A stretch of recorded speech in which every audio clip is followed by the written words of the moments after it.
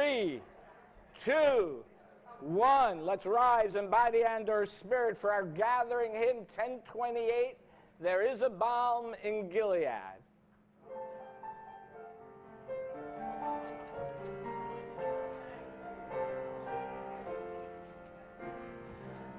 There is a balm in Gilead to make the wounded whole. There is a balm in Gilead to heal the sick soul. Sometimes I feel discouraged, dreamers in pain, but then the Holy Spirit revives my soul again. There is a balm in the earth to make the wounded whole. There is a balm in the earth to heal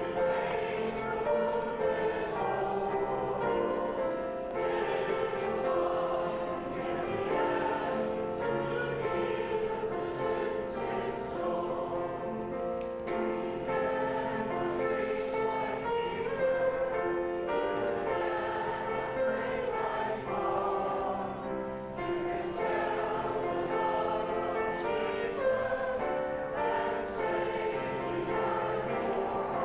There is a balm in the earth to make the wounded whole. There is a balm in the earth to make the sick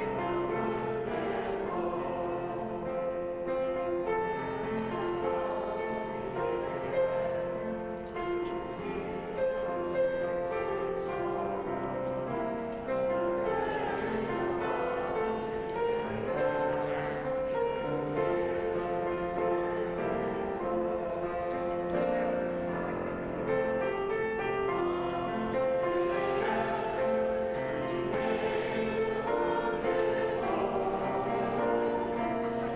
There is a balm in the earth to heal the sick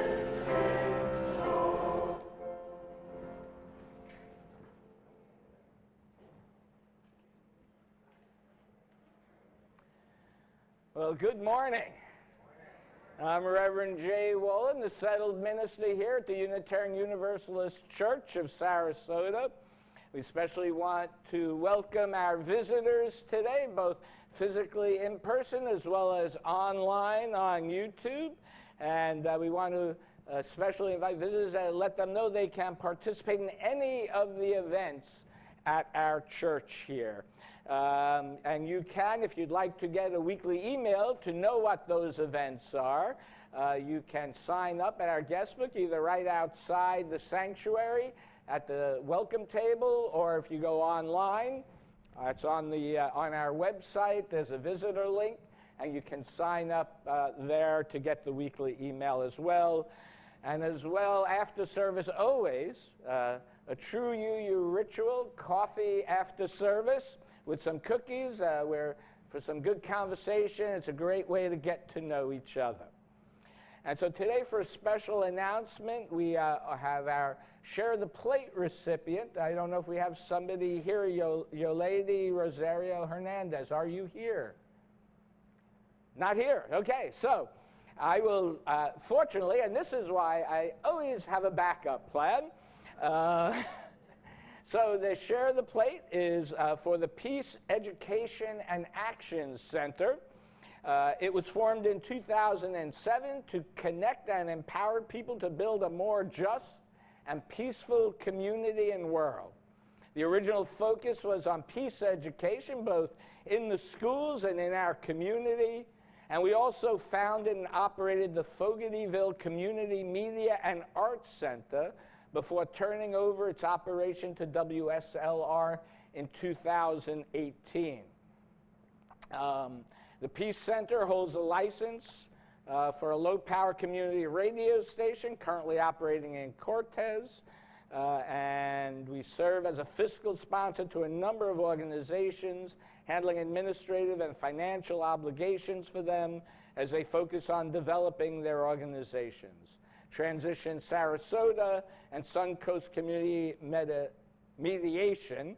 Two organizations that started under their umbrellas have gone on to form their own 501c3s, and we currently serve as fiscal sponsors, or they currently serve as fiscal sponsors for Minnesota Anti-Racism Coalition and the Anti-Racism Working Group, Mosaic Movements, and the Sarasota Prisoner Outreach Program.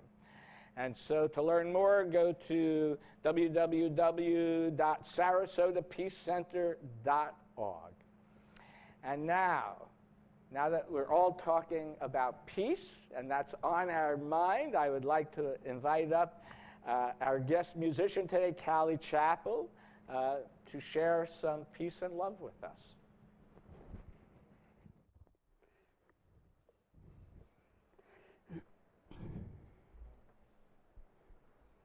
Oops.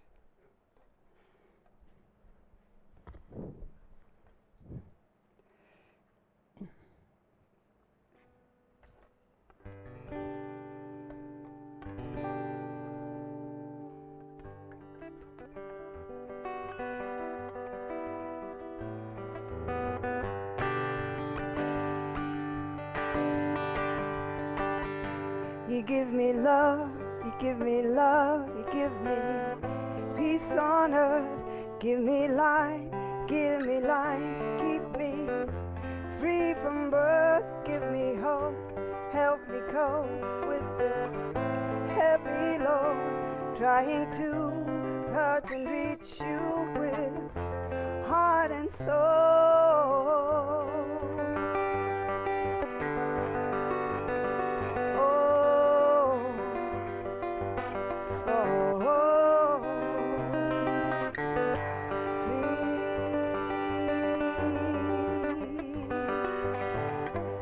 Take hold of my hand, that I might understand you.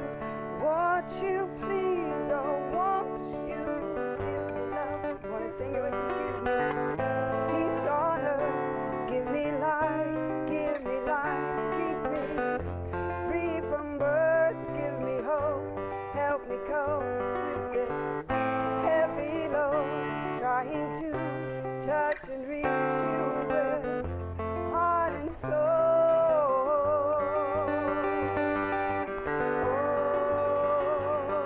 Oh, my Lord, please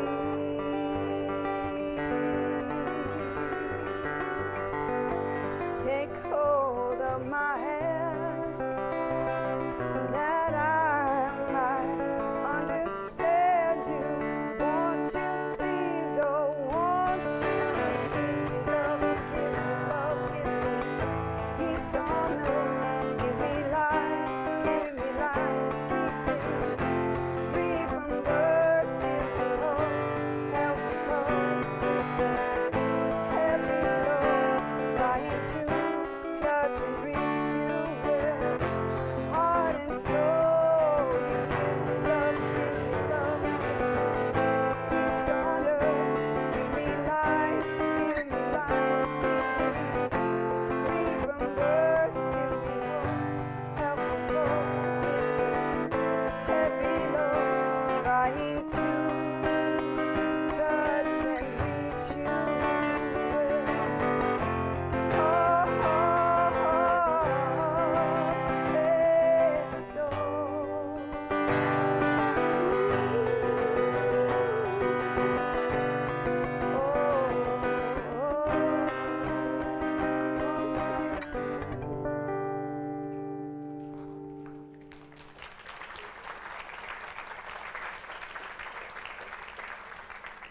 Thank you. Thank you. Our opening reading today is a responsive reading. So I'll say a line, just for those who've never done this before, and then there'll be a line for you to speak that'll be up on the screen. It's called The Young Dead Soldiers by Archibald MacLeish. The young dead soldiers do not speak.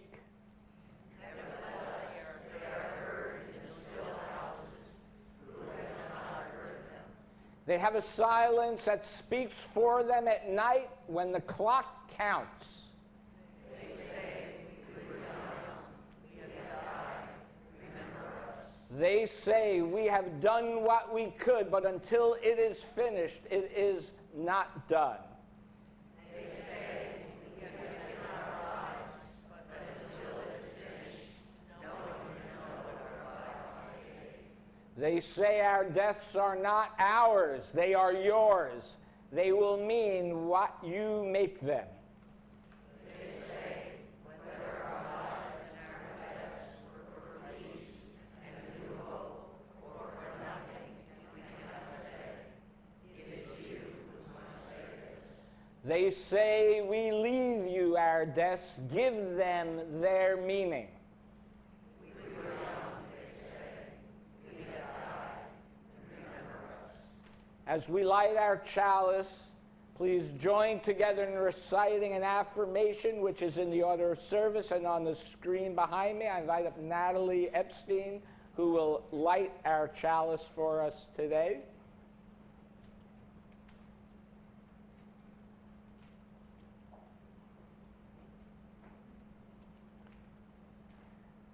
As we light this chalice, the symbol of Unitarian Universalism, we affirm our fourth principle, a free and responsible search for truth and meaning.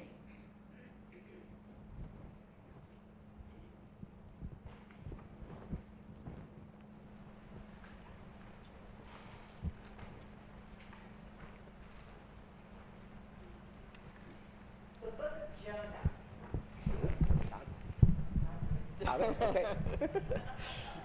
The book of Jonah is one of the shortest in the Hebrew scriptures. In literary style, it is an allegory, a story about Jonah and the Lord and the sinful city of Nineveh in ancient Assyria. The Lord enjoined Jonah, a successful but timid merchant, to go there and prophesy in the Lord's name, call the people to account, urge them to righteousness. This is an adaptation of that biblical tale. What's that? Who's that? It's the Lord, Jonah. Who? It's the Lord, Jonah. Sure. The Lord, really, yeah. Won't you come in? Sit down a spell. What do you want with me, Lord? I've been working hard. I believe in that Puritan work ethic. I know that's Christian and you're Hebrew, but, still, I've been working hard. I've been peddling my wares around these ways, Lord, for years. Good wares, too, let me tell you. Just ask them in the Better Business Bureau of Sarasota County. They all know, Jonah, I get calls at least once a week for orders for more than 30 years, Lord. 30 years of hard work. That's not what I had in mind, Jonah. I've got bigger work for you to do. Bigger work, Lord? What is bigger than video games and iPads and sporting goods? Well, let's stop fooling around, Jonah. I have bigger things in mind for you. Yes, Lord, like what? I want you to go to Tallahassee, that city of power, and cry against it, for their wickedness is harming humanity. I want you to prophesy before them, Jonah. Prophesize? I can't predict the future. I hardly know where I'm going to lay my head tomorrow. Jonah, that's not what I meant by prophesying, predicting the future. My prophets speak truth to power. They speak of the beloved community as a vision for a better future for all people. Lord, I can't do that. I can't. I can hardly keep my family. I don't know anything about this beloved community thing. And as far as for the Better Business Bureau of Sarasota, Prophets often start out unsure. They didn't put it in the movies, but Moses had a speech impediment. But I believe in you. Have faith in yourself. You can be greater than you are. I can't really speak well in public. Did you know I flunked Public Speaking 101 in college, Lord? Did you know that? I haven't even memorized the 8 UU principles, let alone the sources, and let alone the new, values in the new Article 2 thing. How am I Jonah, If you speak what you believe to be true in your heart, you will be fine. But it wouldn't hurt to bone up on those principles and sources. Thou shalt be a prophet. Lord, I'm happy the way I am. I have a partner and a kid, a house in the suburbs, business is brisk, the climate here is terrific, the beaches are wonderful. Lord. Jonah, thank you, you need to prophesize. Humanity needs you. my God, she is serious. Oh my God, I better get out of here. No way, Lord, no way. And Jonah rose to flee from Sarasota, away from what he was asked to do. He went down to Marina Jack and found a ship going to Key West, paid the fare, and went on board. But soon a great wind roared upon the Gulf, so that the ship threatened to break up. Then the workers on the ship were afraid. So first they threw all the packages they were delivering that were on the ship into the sea to lighten it for the journey. That didn't work. Jonah had gone down into the inner part of the ship and had laid down and was fast asleep. So the captain came and said to him, "What do you mean you are sleeping? Arise and call upon your God. Perhaps the God will stop the wind." Is this dream never going to end? I mean, God's doing this. She's making the storm, not me. She will not let me be. Why? Why me? Why me, Lord? Actually, Jonah, this strong wind is the result of climate change due to the humans harming the earth. This is why you must go to Tallahassee. Don't question my judgment. I know what I'm doing.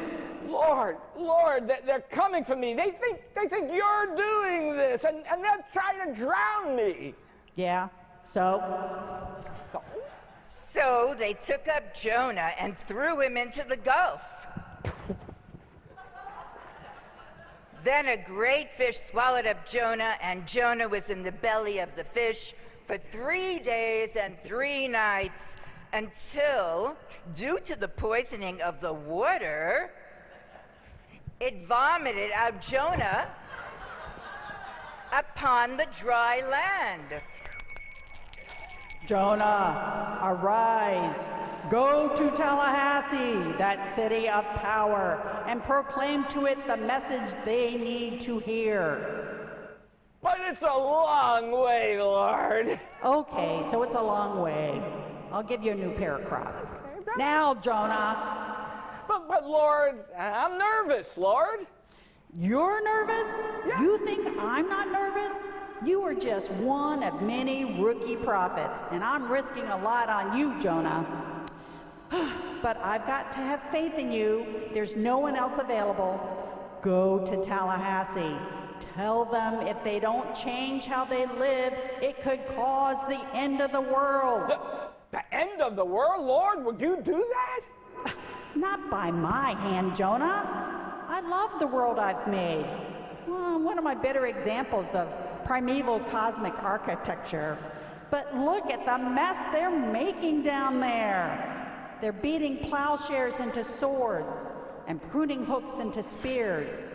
They're trampling the poor. They're befouling the landscape. There are false prophets in Tallahassee, Jonah, running around in business suits claiming, "I don't hear the prayers of Jews or Muslims," that I don't love gay, lesbian, and transgender people, that I am against those who are woke, and that salvation is for selected individuals in some heavenly hereafter. My human, salvation is a community thing. You will survive or perish together. For Earth's sake, I don't understand what they're saying. I need you to straighten them out, Jonah. That's a tall order, and I am but a humble merchant. Lord, make me a prophet, but not just yet. Now, Jonah.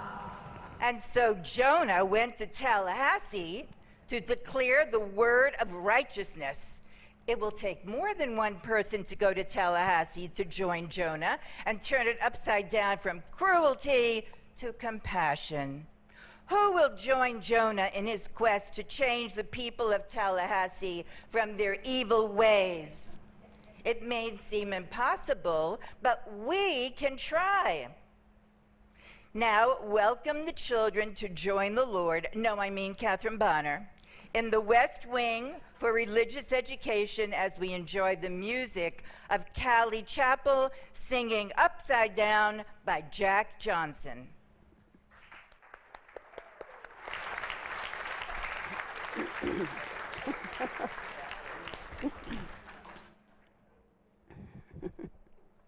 That was awesome.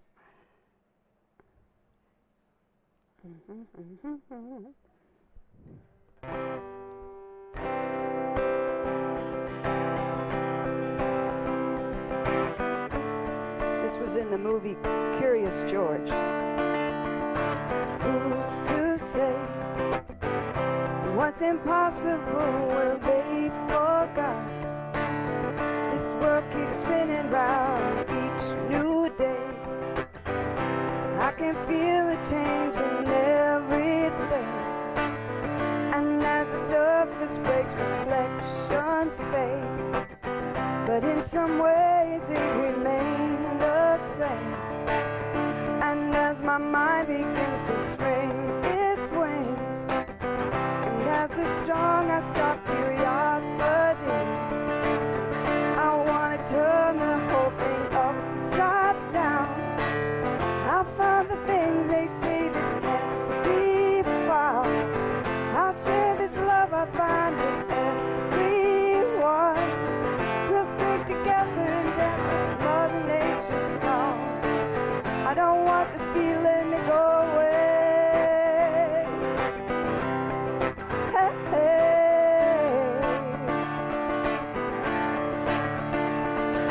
Who's to say I can't do everything? Well, I can try.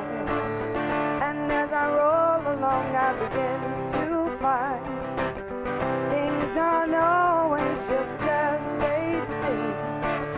I want to turn the whole thing upside down. I found the things they say just can't be found. I share this love I find with everyone. We'll sing and dance to Mother Nature's song.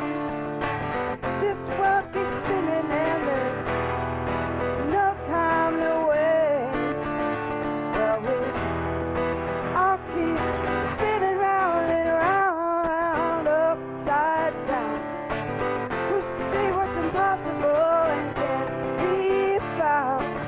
I don't want this feeling to go away.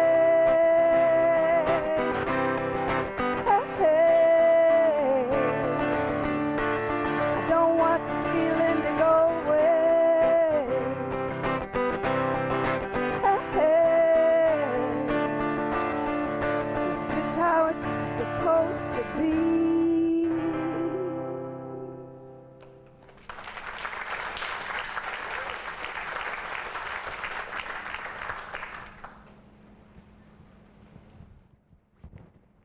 Whew.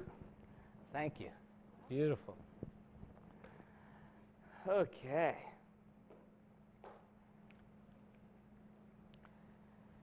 So now a centering prayer. Spirit of life and love, let us keep in our hearts all those who've sacrificed their lives in service to our country.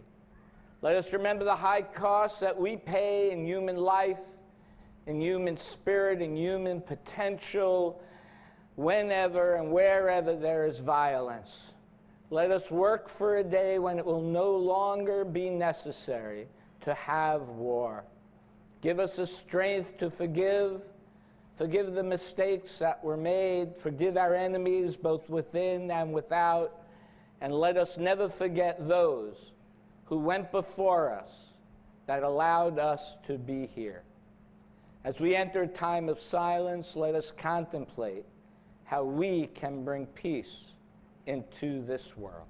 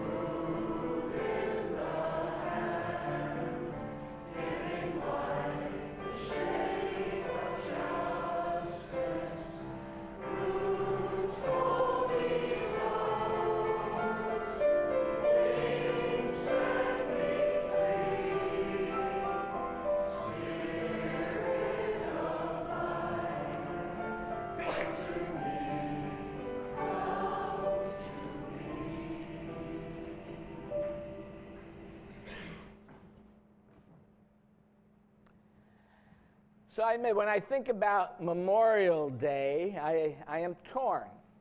On the one hand, I want to always remember and I want to sear into our collective memory the ultimate sacrifice that members of our armed services have made. They care and care deeply about our country. My grandfather served in, My grandfather served in the Army in World War I.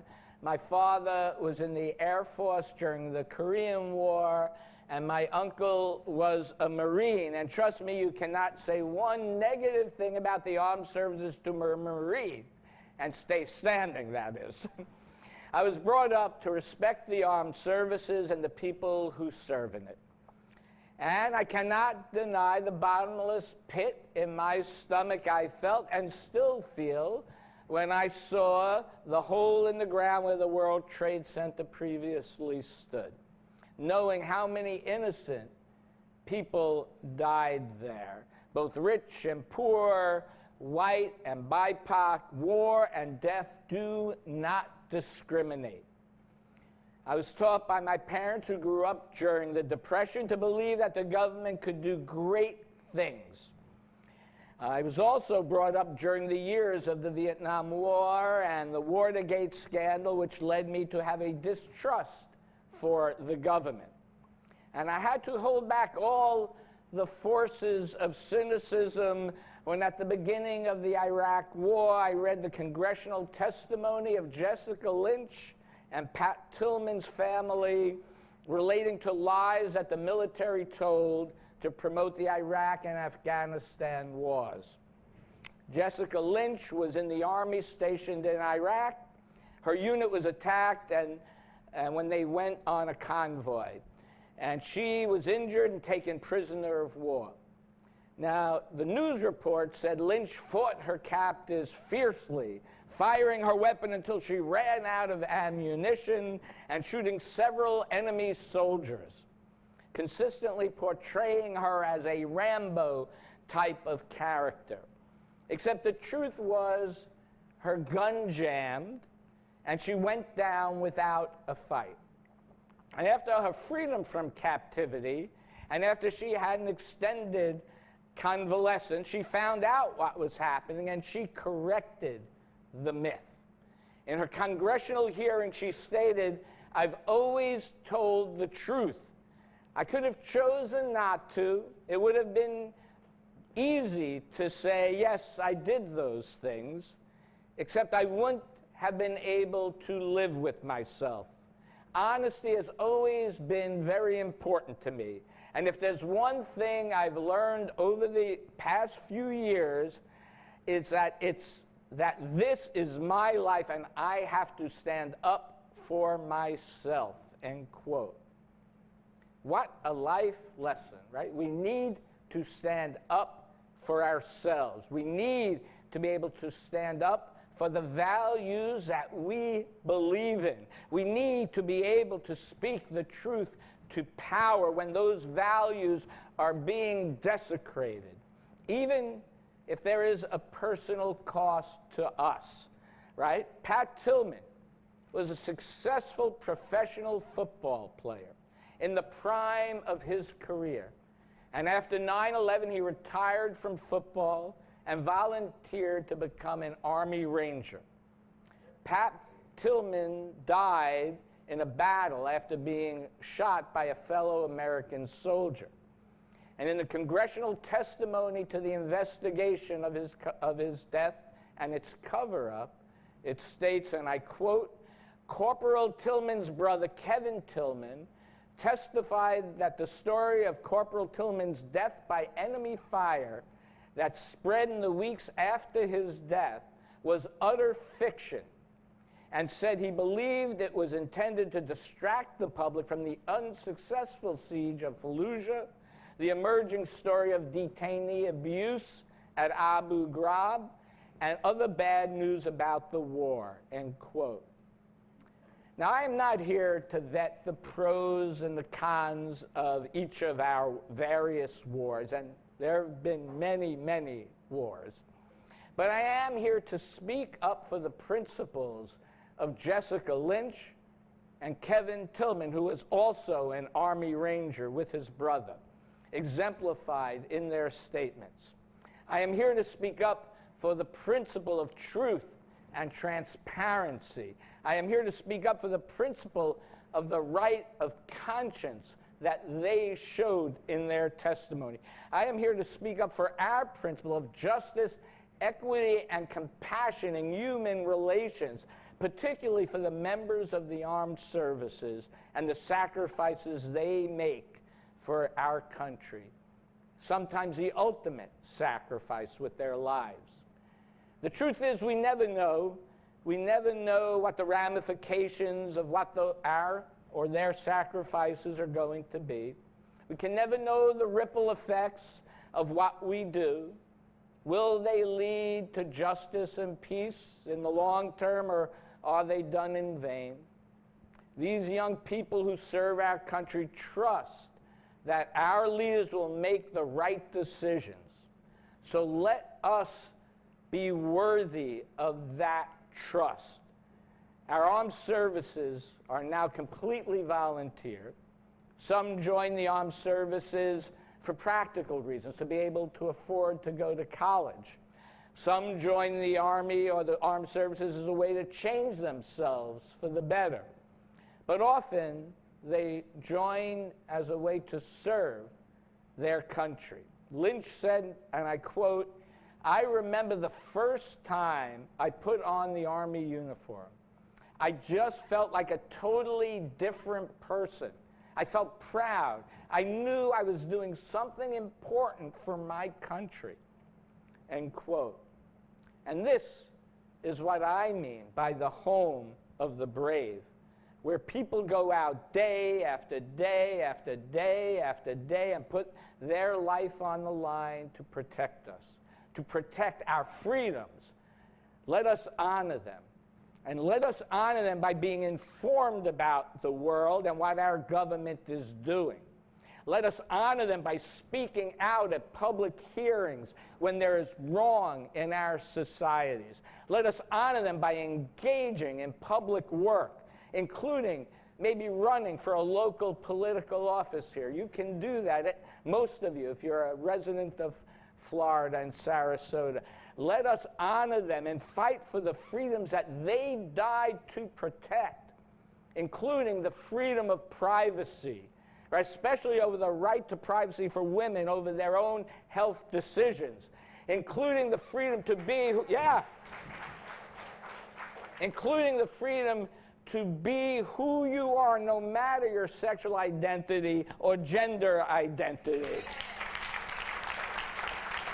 Including the freedom to just even talk about it, including the freedom of assembly, including the freedom to allow our children to read the books that we approve of in public schools.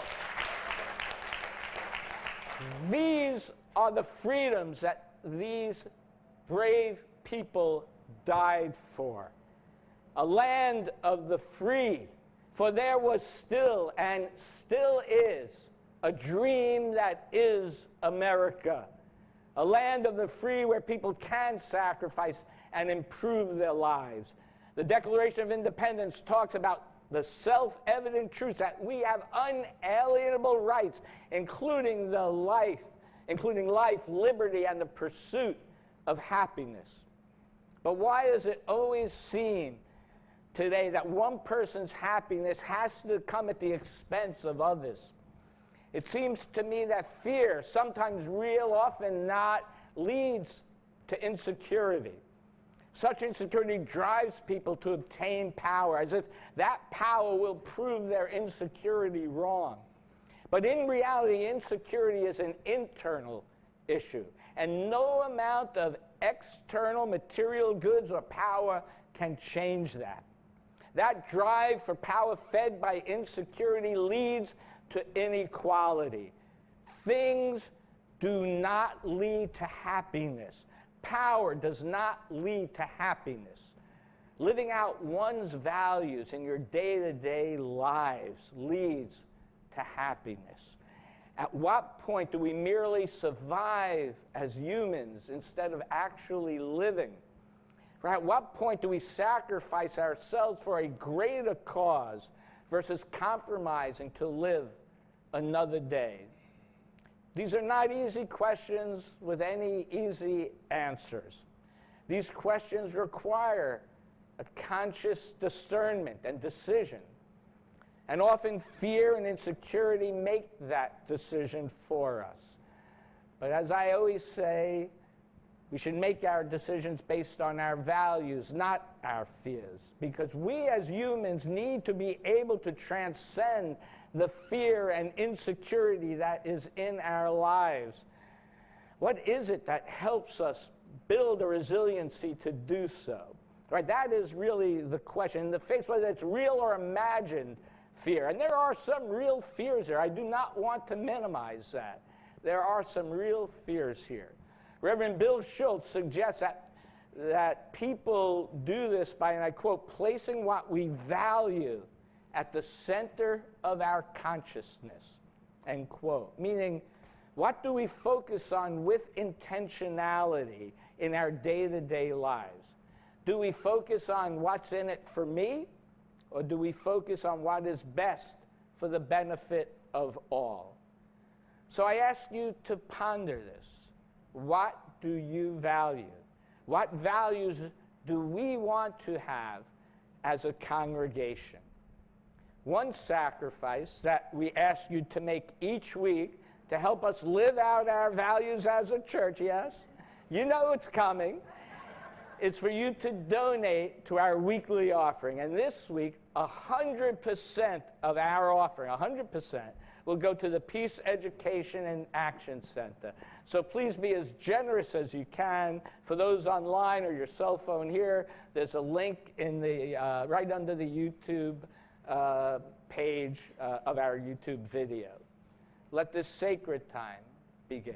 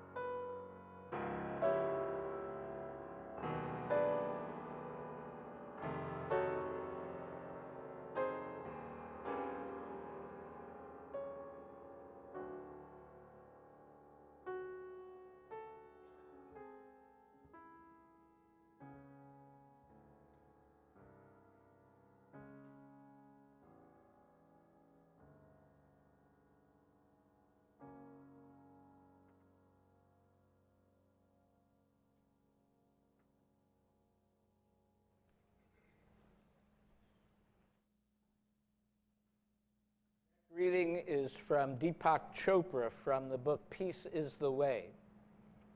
Mahatma Gandhi expressed a profound truth when he said, "There is no way to peace. Peace is the way." And what he meant is that peace isn't achieved by working with violence or working through it.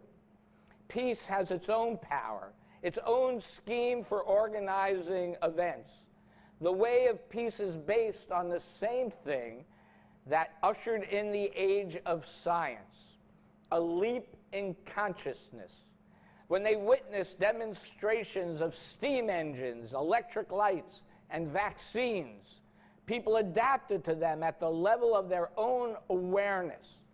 The idea of being human could no longer be consistent with reading by candlelight, traveling by horse, suffering through high rates of death in childbirth, short lifespans, and the ravages of disease.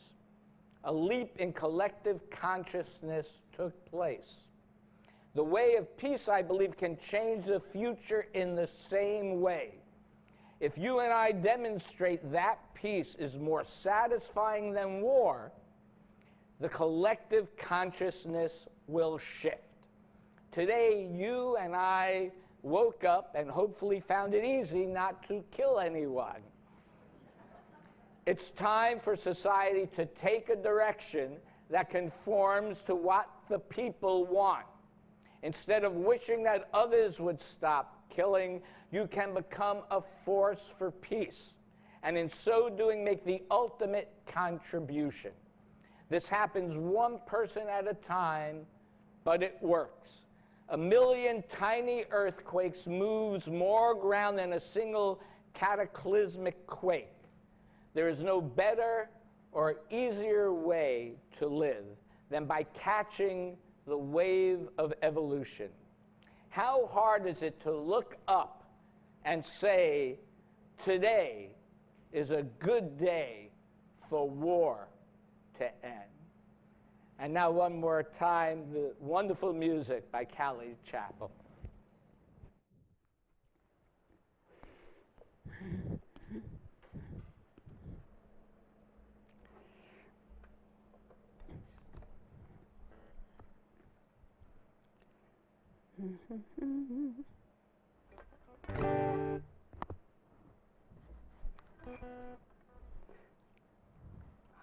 I'm a little wire here.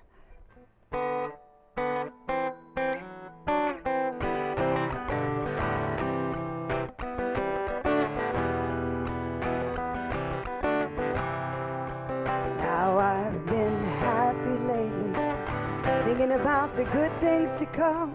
I believe it could be something good has begun.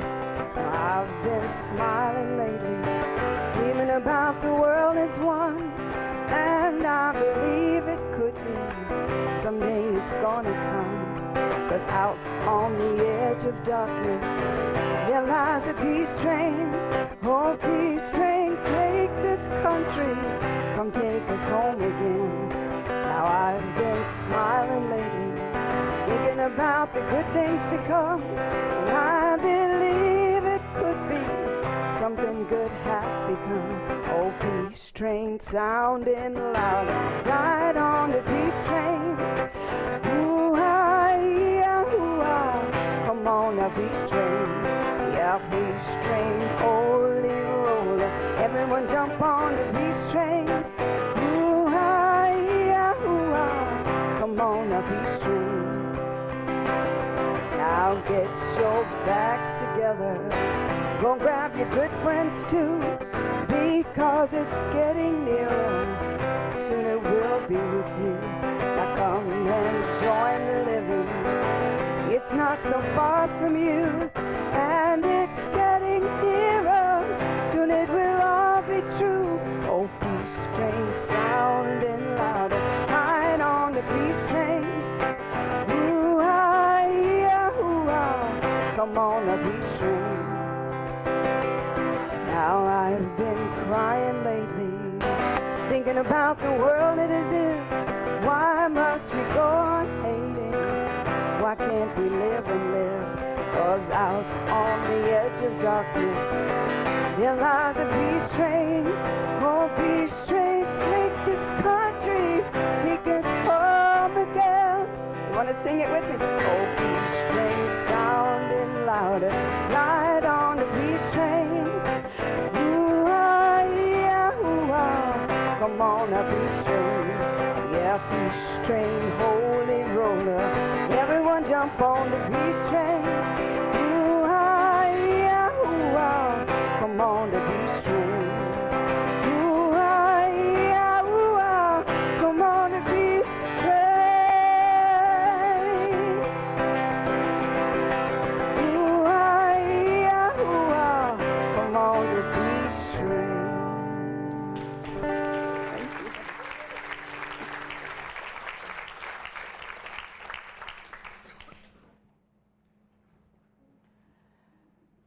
So in traditional Christian religious terms, Jesus sacrificed himself for the sins of humanity.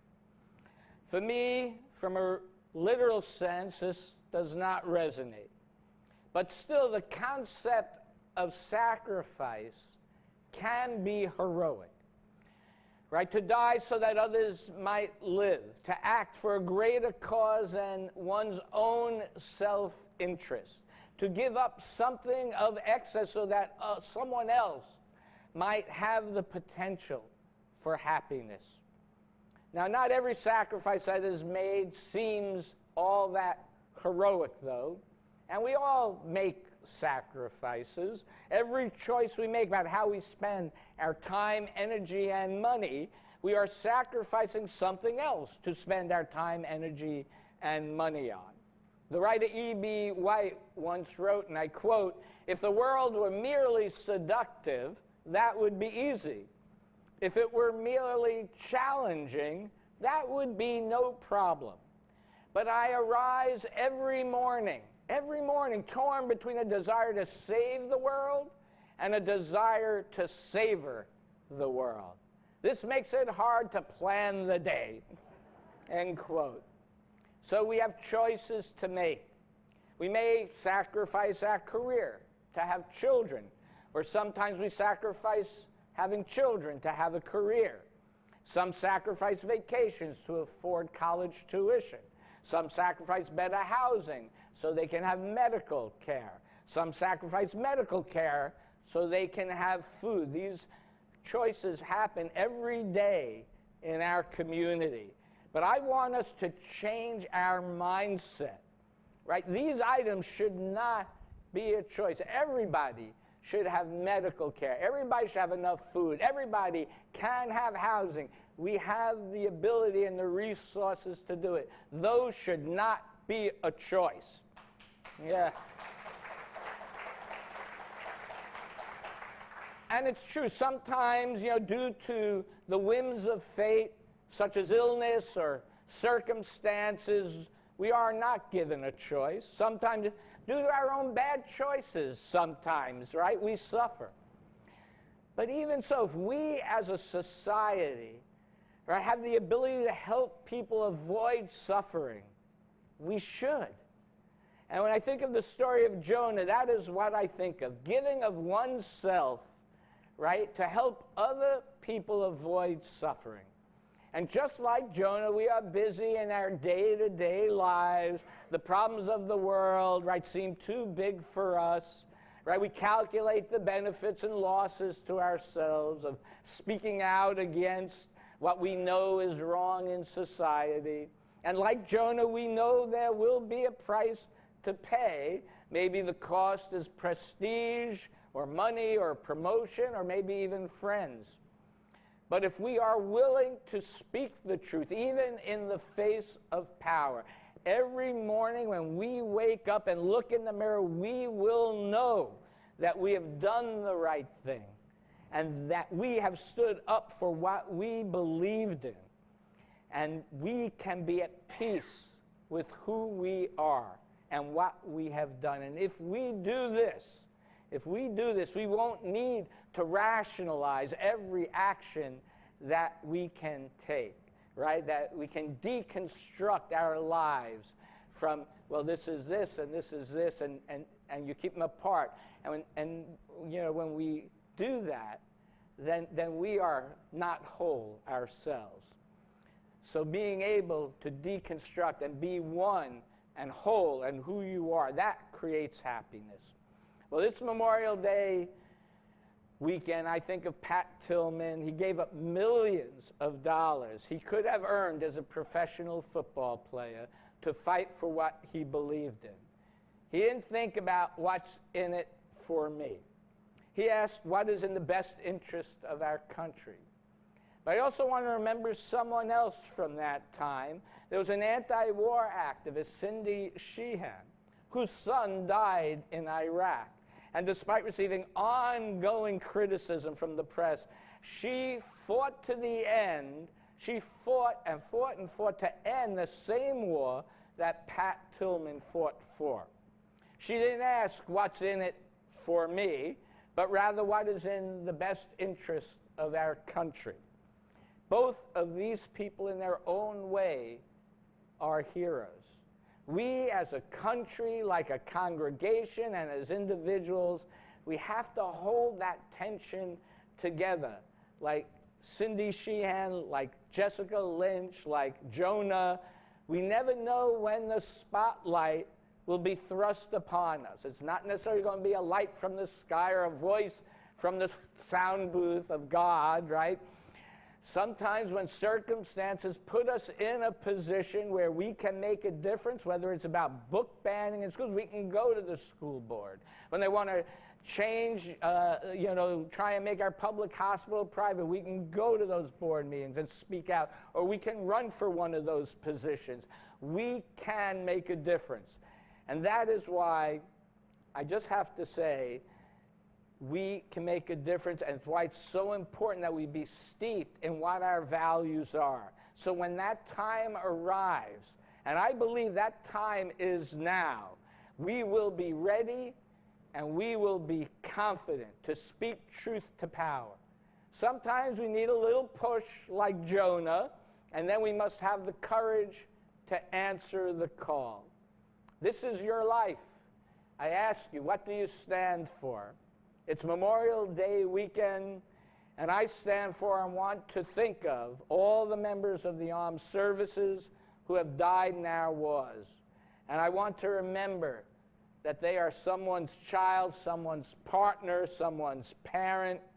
And I want to say, it's very, very easy. It's terrible to go on the internet. There are all these websites about like how each person died, where they died, what state they come from, but we should not reduce people to a statistic, right? They are not. They are unique human beings with a life and a potential that were cut short by war. So let us think of all who've died in war, including innocent civilians, and may we work to find a way to end war. May we turn spears into pruning hooks and swords into plowshares.